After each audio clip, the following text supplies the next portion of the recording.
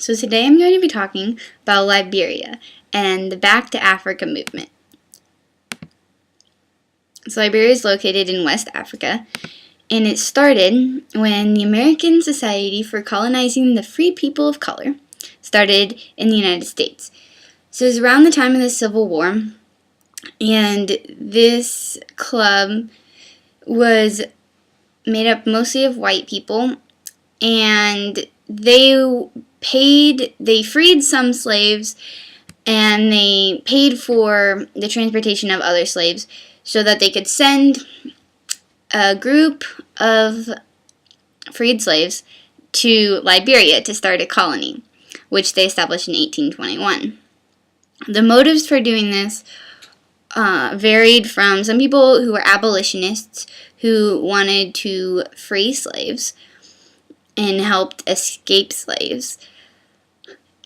And then there are some people who wanted to oppress them even more and get rid of all of the strong slaves and send them away so that nobody else could escape.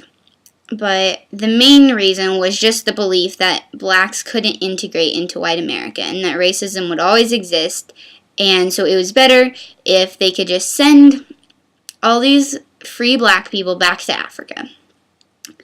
So this club was established, and then they sent all these people to Liberia, which is in this part of Africa, and it was basically just an overseas branch of this society until it declared its independence in 1847 and became its own country. So Liberia started out with a government that was really similar to the U.S. government. It had the same judicial, all the same like 3 branches of government, and it played an important role. It's been a part of the UN for a long time, and it provided rubber for the Allies in World War II, and it's played a pretty important role on the international scene. But in the past 25 years, they've had an incredible amount of unrest. They've had revolution and coup after revolution, and so a lot of military and economic intervention happened from the U.S., from the UN, and from the economic community of West African states. So everyone's been trying to help them out with having safe elections, maintaining peace, and getting not corrupt people into power. But there's been a lot of trouble with that.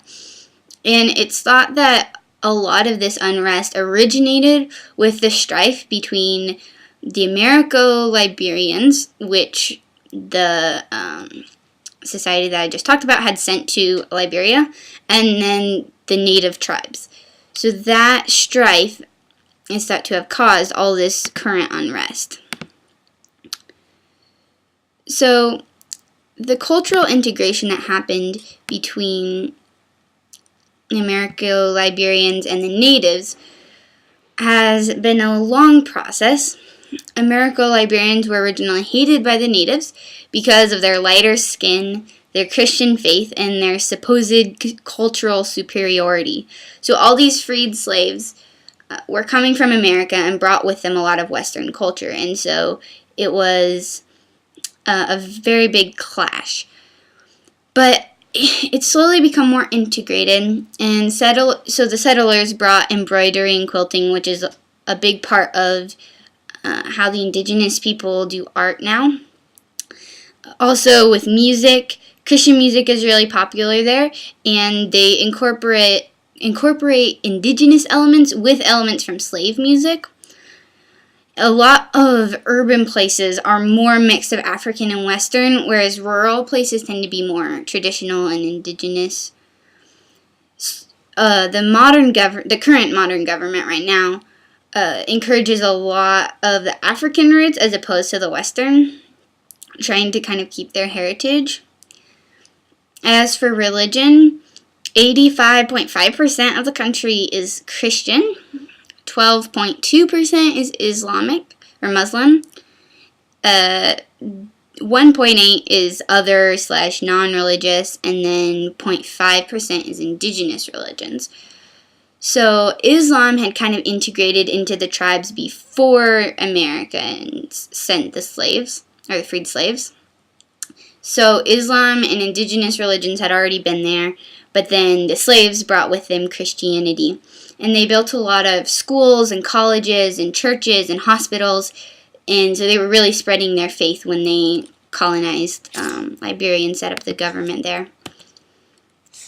So an interesting way to think about this, or an interesting way to study this, is to look at the term Kwi, which it originally was used by the natives to mean just an Americo-Liberian, but then it became a word that meant civilized, and so both the Americans or Americo-Liberians and the natives would use this term just to mean the word civilized.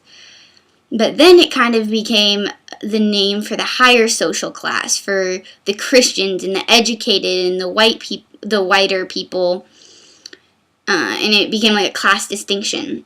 And then even after that, it became like if you were an indigenous person and you were favored by the high class, you might be called Kwi.